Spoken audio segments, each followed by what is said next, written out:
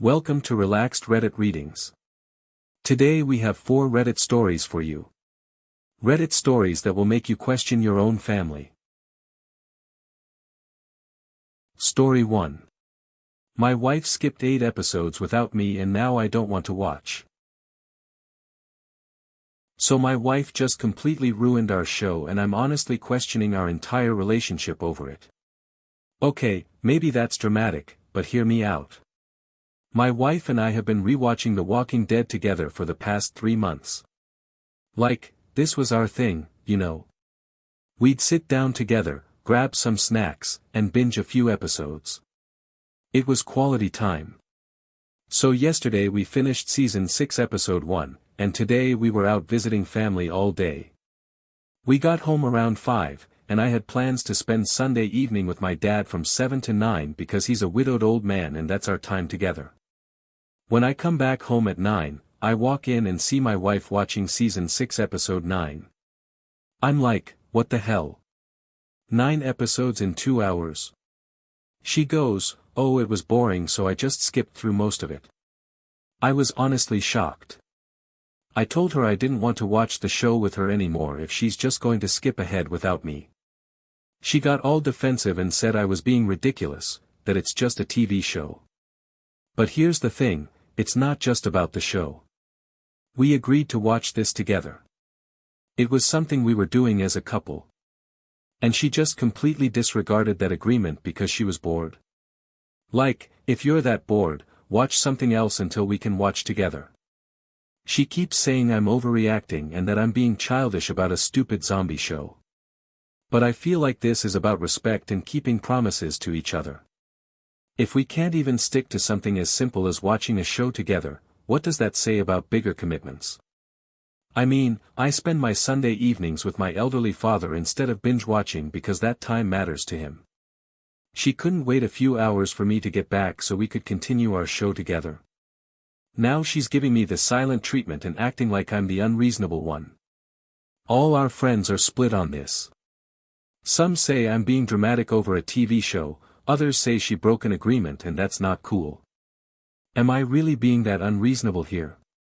If you're enjoying these stories, hit that like button and let me know in the comments which story you relate to the most. Story 2. I got my neighbor's car towed and now they're threatening to sue. So I just got threatened with a lawsuit for having someone's car towed from my own driveway, and honestly, I don't know who's more insane here. I came home Friday night around 7 to find this random car parked across my driveway, blocking about 3/4 of it. Since there was plenty of street parking available, I decided to be nice and just left a polite note asking them to move it. Saturday morning rolls around, car's still there.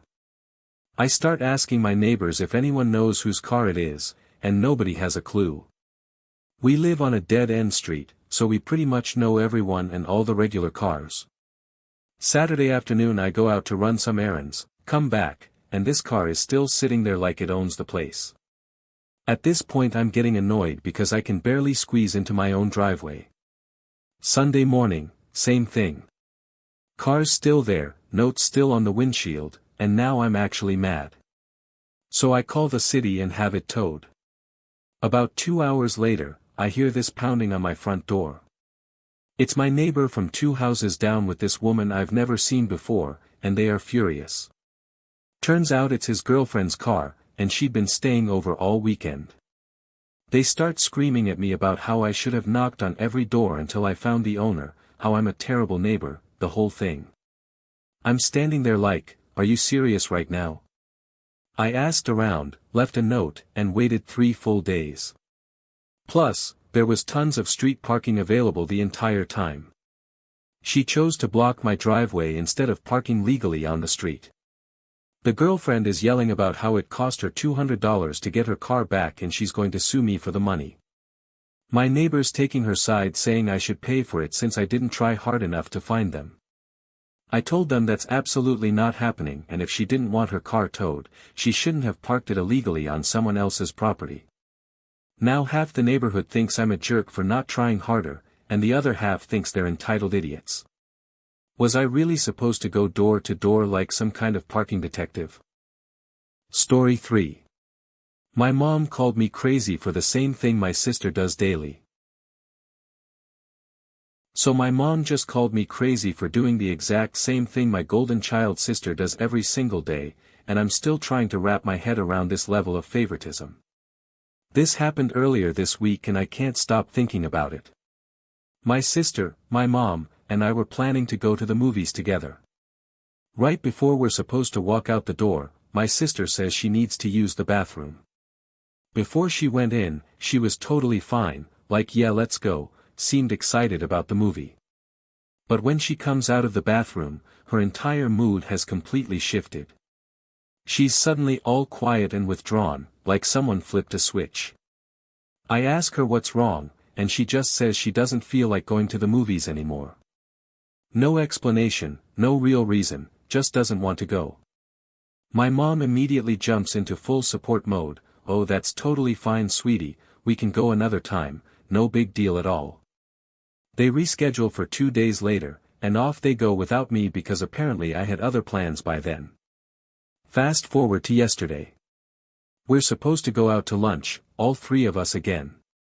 I wake up feeling kind of anxious and overwhelmed about some stuff going on in my life. Nothing major, just one of those days where you feel off, you know. So I tell them I'm not really feeling up to going out, maybe we could order in instead or just postpone it. And my mom completely loses it on me. She starts going off about how I'm being crazy, how I need to stop letting my emotions control me, how I always do this, how I'm being dramatic and unreasonable. I'm standing there like, are you kidding me right now? I pointed out that this is literally the exact same thing my sister did 2 days ago, and she got nothing but understanding and support. My mom's response: that's totally different, your sister had a valid reason to change her mind, you're just being emotional and irrational. I asked her how it's different and she couldn't give me a real answer, just kept saying it's not the same thing. The favoritism is so blatant it's actually insulting to my intelligence. My sister can change her mind about plans for no reason and get full support, but I express that I'm not feeling great and suddenly I'm crazy and dramatic. Do you see how messed up this double standard is? Story 4. My uncle stole $1,400 from my piggy bank after my dad's stroke. So my uncle just stole $1,400 from me and thinks I should be grateful he didn't take more, and I'm about ready to call the cops on family. This whole mess started last year when my dad had a stroke and a brain aneurysm.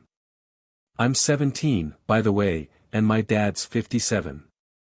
About 2 years before his medical crisis, my dad moved in with my uncle after my aunt died because my uncle asked him to. When Dad moved out of his apartment, he took my piggy bank with him because he wanted to save the money for me since I'm not the best with money. Not that I overspend or anything, I just tend to buy useless stuff sometimes. When Dad had his stroke and brain aneurysm, my uncle became his power of attorney because Dad couldn't really function normally anymore. At first, Uncle seemed like he was helping, managing Dad's affairs and all that. But then things started getting weird. My uncle began acting like everything my dad owned was now his property. He moved into my dad's room, started using his stuff, and basically took over his entire life. The worst part is how he's treating my dad now. He talks to him like he's stupid, gets impatient when Dad struggles with basic tasks because of the brain injury, and just generally treats him like a burden. It's honestly heartbreaking to watch. But here's where I completely lost it. I found out yesterday that my uncle took all the money from my piggy bank. $1,400 that my dad had been saving for me. When I confronted him about it, he had the audacity to say he needed it for Dad's care expenses. But here's the thing, Dad's medical bills are covered by insurance, and Uncle's been collecting Dad's social security checks this whole time. When I demanded my money back, he laughed at me and said I should be grateful he's taking care of my dad at all, that room and board isn't free, and I'm lucky he didn't take more. He actually said I'm lucky he didn't take more, like he's doing me some kind of favor by only stealing $1,400 from a teenager. I'm so angry I can barely think straight. This man is financially abusing my disabled father and stealing from me, and he acts like we should thank him for it. My dad can't really advocate for himself anymore because of the brain injury, so it's just me trying to figure out what to do. Is it wrong to call the police on family, even when they're stealing from you? If you enjoyed these stories, drop a comment telling me which one was your favorite. And if you want more relaxed Reddit readings, make sure to like, subscribe, and hit the bell so you never miss a video. Thanks for watching. If you enjoyed these stories, like, comment and subscribe for more relaxed Reddit readings.